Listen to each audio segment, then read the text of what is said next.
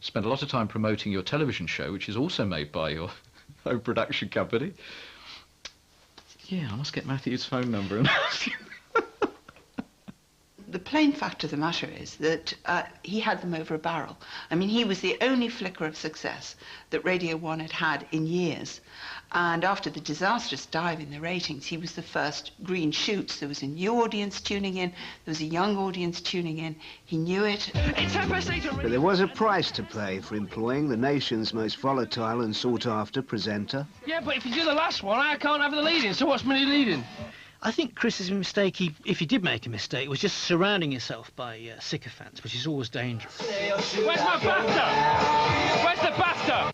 I just can't imagine anybody kind of dictating anything to him, which is probably incredibly bad for him as a person. I'm sure he, you know, sometime in his life somebody should have turned around and said, no, Chris, you don't do that, this should not happen.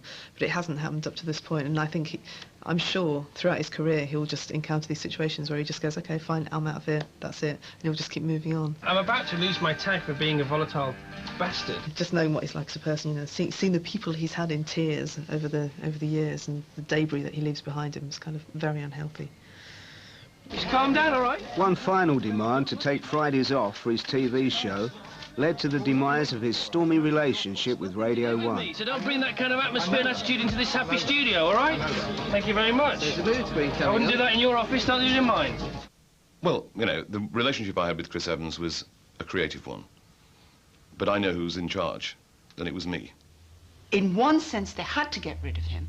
In another sense, it should never have got to that point. I mean, you talk to other people at commercial radio stations and you say, what would you have done with Chris Evans?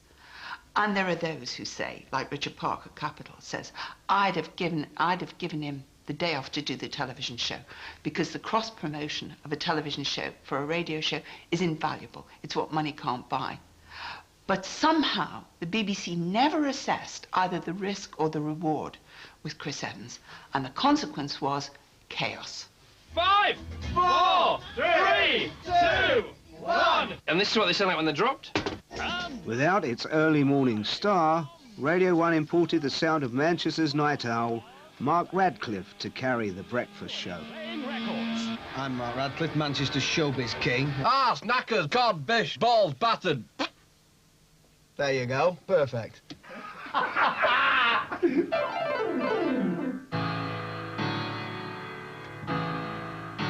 With ratings continuing to decline, the station has ambitions to be closer to the cutting edge of music than ever. Housewives be damned. Maybe Radio 1 is a pirate at last. I think Radio 1 is aspiring to lead from the front at the moment. I don't think they're quite comfortable with where they've got to yet. I hope they're not put off by the fact that their listeners are dropping, because that's the point, the whole point of cutting edge culture. If you want to be cutting edge, then you are going to not appeal to everybody. I'm not here to maximise audience at all costs. If I did, Radio 1 would deserve to fail. It would deserve to be privatised. I really hope that Radio 1 isn't worthy and isn't just being kind of po-faced and, you know, new music, it's the be-all and end-all, and that's what we must do. Yeah, it'd be dire if we don't entertain people and make people smile and kind of give people something good to listen to. What you're hearing is an electromagnetic wave of radio frequency. A 34 for you. Which instrument does the leader of a symphony orchestra play? A baton.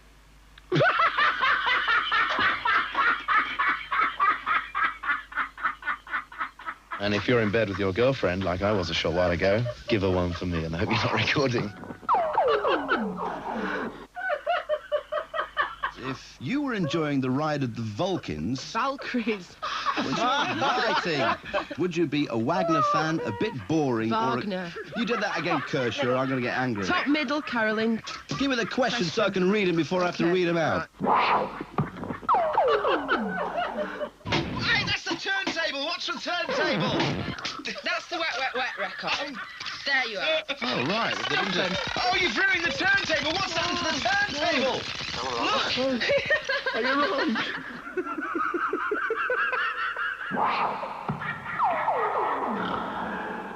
All right. Right. Oh, not half. And Radio 1 is still making waves. This week, it was announced that Mark Radcliffe and Lard are to be replaced on The Breakfast Show by Zoe Ball and Kevin Greening.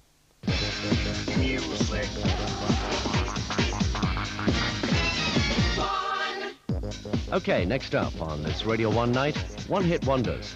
But first, Simon Bates, A True Life Story, and that piece of music.